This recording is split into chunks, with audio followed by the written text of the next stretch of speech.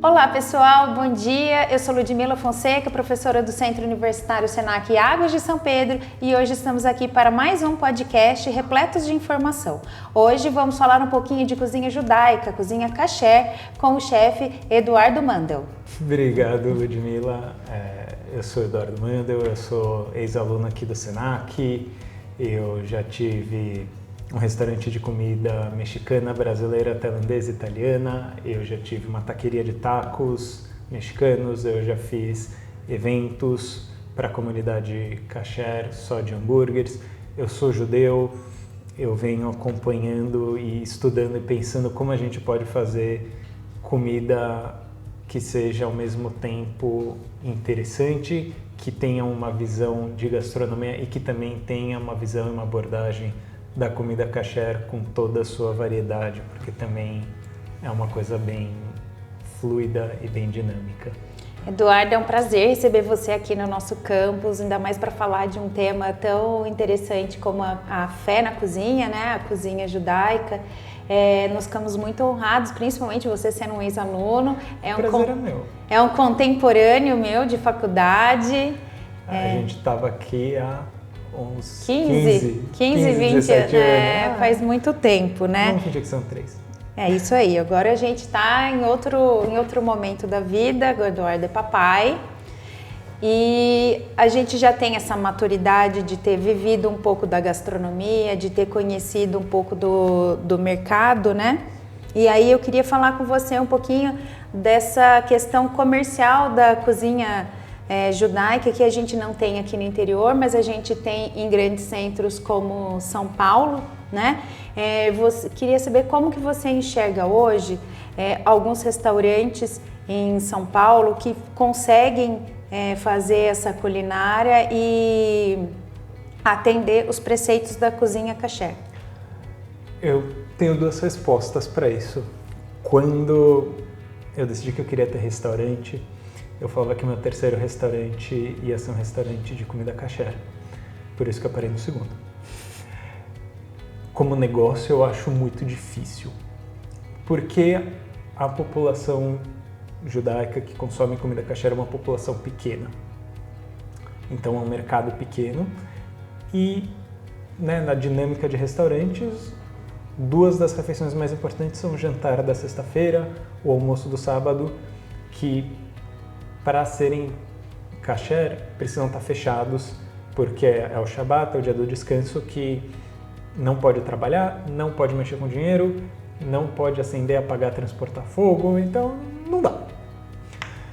Mas hoje a gente tem alguns restaurantes que fazem isso em São Paulo, que conseguem fazer isso funcionar, são poucos.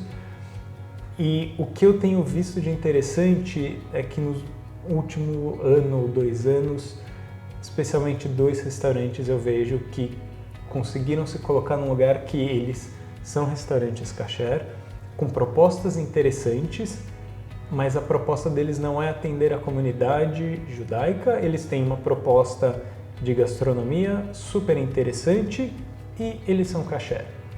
Então, com isso eles conseguem procurar um público maior e eles têm as dificuldades de restrição de ingredientes, que são particulares da comida kasher, e uma restrição de horários de atendimento, especialmente para a sexta e para o sábado.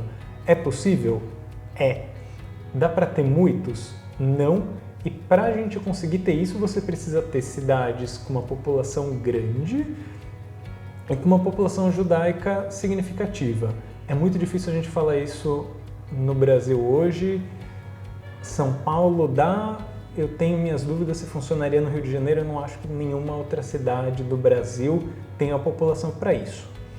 Ao mesmo tempo, tem um fenômeno muito interessante, que é o Michigan, em Buenos Aires, que tem recebido prêmios atrás de prêmios, que eu não acho que ele seja kasher em si, mas é um restaurante de alma judaica, inspiração judaica e muitas vezes sendo revisto, fazendo uma revisão e uma atualização da comida tradicional dos povos judaicos, seja do leste europeu, seja do Mediterrâneo, e que hoje ele está entre 50 Best da América Latina, do mundo, então começa a ter espaço, mas Sim. Do ponto de vista de mercado é difícil.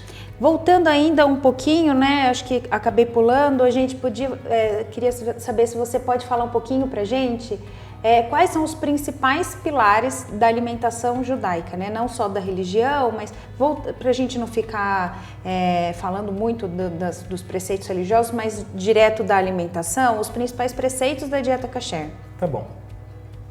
Dieta kasher hoje falam muito que é uma dieta de princípios éticos. Basicamente, a gente tem uma parte de cuidado com o animal ou mesmo com os vegetais e consumir ingredientes que estejam saudáveis e estejam bons.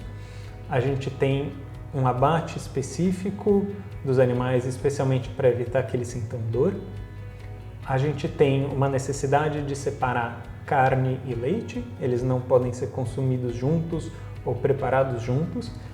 A gente tem a exclusão de porco e frutos do mar.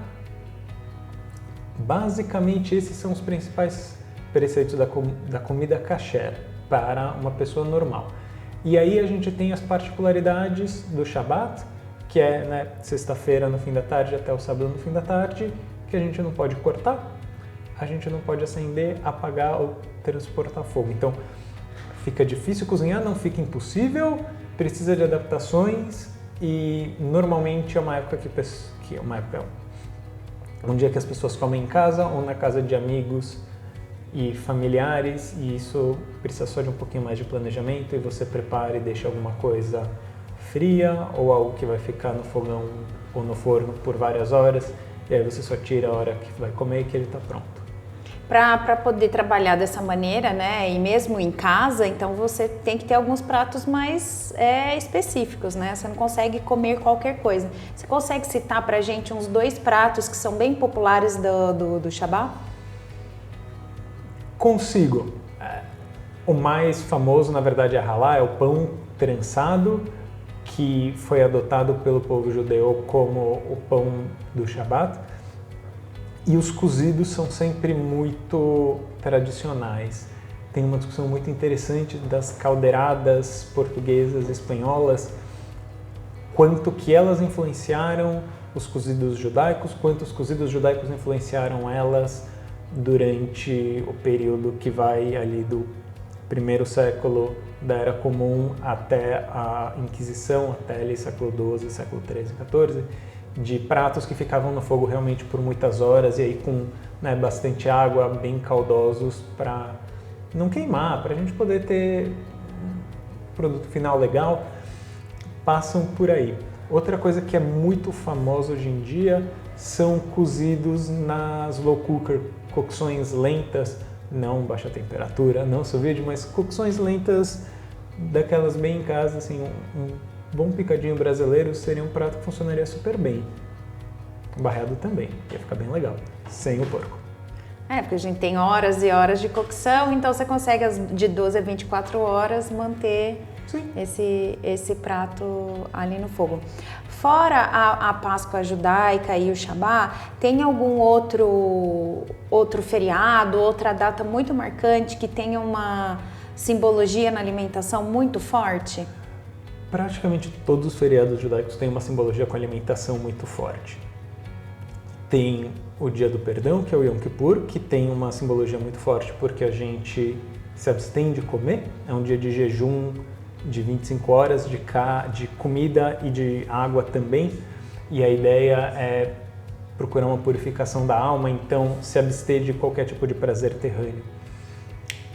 A gente tem o Ano Novo Judaico, 10 dias antes do Dia do Perdão, que é muito comum consumir mel, maçã com mel, para desejar um ano doce, um ano bom.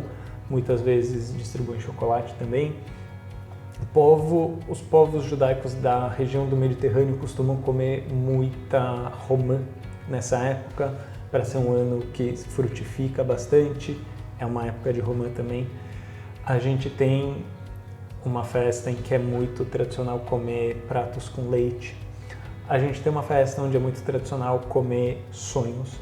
a gente tem uma festa onde é muito tradicional comer parece um biscoito recheado de geleia em formato triangular, que é exatamente na época de agora, que lembra a orelha do cara que tentou matar o povo judeu na Pérsia e não sobreviveu e não conseguiu. Então, todo feriado a gente tem alguma simbologia. A gente tem uma outra festa muito interessante que não tem nenhuma comida específica, mas é uma festa de cabanas, você faz em cabanas e você precisa comer dentro das cabanas. Tanto faz o que, mas dentro. Então, a alimentação e o judaísmo... Não é o que come, mas é o como se come, né? É muito simbólico. Às vezes é o que, às vezes é o como, às vezes são os dois juntos. Na Páscoa judaica, no Pessach, tem horas que está escrito lá no livro, é um livro que tem uma regra bem clara de todas as rezas que você faz antes, as partes que precisam ser feitas, e tem uma hora que fala assim, agora você vira para a esquerda e toma um negócio recostado para a esquerda. Agora você vira para a direita e toma um negócio recostado para a direita.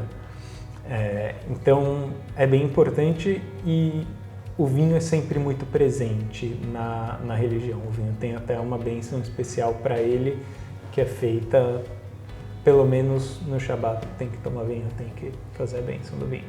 Vou te fazer uma última pergunta antes da gente encerrar. Pelo que a gente viveu hoje com você, pelas conversas, o rabino, apesar de não ser um cozinheiro, ele tem um papel grande na alimentação, né? Principalmente quando eu vou alimentar grandes grupos. Tô certa? O rabino é a pessoa que ajuda a comunidade a navegar pela religião. A religião judaica não é uma religião que tem uma figura central, ela é uma religião de interpretação de texto, é uma religião que se permite e se propõe a questionar e duvidar. A piada normal é que se você tem 2 judeus, você tem 3 opiniões. Então, sempre que você tem dúvida, você pergunta para o rabino. E aí, coisas na vida acontecem que não estão escritas, que não são claras e você não sabe se pode, se não pode. E aí, se você não sabe se pode, se não pode, você pergunta para o rabino. Ou se o rabino tinha um entendimento e de repente ele fala, calma aí, eu acho que eu pensei nisso aqui, isso aqui devia ser de outra forma. Ele fala para a comunidade dele e a comunidade dele passa por isso. Então, a proposta do rabino, ao mesmo tempo que é ser o líder espiritual, é ajudar a navegar pela religião. E navegar pela cozinha kasher passa por ter essa interpretação. E aí muitas vezes ele vai falar isso sim, isso não.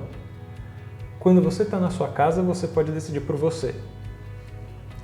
Quando você vai comer comida de outra pessoa, você está confiando nela. Quando você vai fazer para uma comunidade, quando você tem um restaurante, quando você tem uma festa da comunidade, alguém precisa decidir quais são as regras, né? E esse também é o papel do rabino, por isso que ele tem essa importância. E até porque ele tem o estudo das fontes, ele tem o estudo das discussões que já vieram antes, para olhar e falar. Então, um caso interessante, por exemplo, é carne que está sendo produzida em laboratório, que não vem de um animal, não pode passar por um abate específico. Como que a gente faz isso se a gente está falando que precisa de um abate específico? Eu tenho as minhas opiniões, mas eu não tenho a menor ideia como a religião olha para isso. Um rabino vai conseguir olhar para isso muito diferente de mim. Eu e você podemos olhar e falar como que é a fibra dela, se ela tem mais gordura, se ela vai funcionar melhor para isso ou para aquele prato. Se ela é um animal que foi abatido, eu não entendo disso. E aí, esse que eu acho que é o papel do rabino, e é por isso que ele vira essa figura central. É uma cultura que está viva, né? Ela vai se transformando com a sociedade.